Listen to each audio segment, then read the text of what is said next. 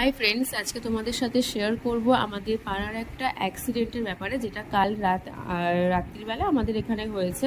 তো রাত্রি 11:30 বাজে, তখন আমরা জাস্ট খেয়ে উঠেছি, দেখছি পাড়ায় বিশাল আওয়াজ হচ্ছে, সবাই চেঁচামেচি করছে।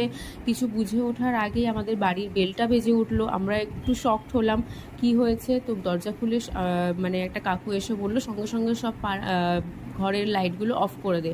তো আমরা বুঝতে পারলাম মোড়ের মাথায় কিছু একটা হয়েছে। আমি আর আমার বোন দৌড়ে গেলাম ছাদে। এবার ছাদে উঠে দেখছি পুরো পাড়ার মানে ধুঁয়ে ধুঁয়ে ভরে গেছে। আমাদের মোড়ের মাথায় ট্রান্সফরমার পুড়ে গেছে।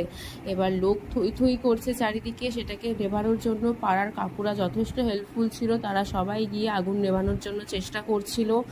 চারিদিকে পুরো কারেন্ট চলে গেল। প্রথমে তো কারেন্ট ছিল, তারপরে আস্তে আস্তে যতই তারগুলোতে আগুন লাগলো, চারিদিকের কারেন্ট চলে গেল।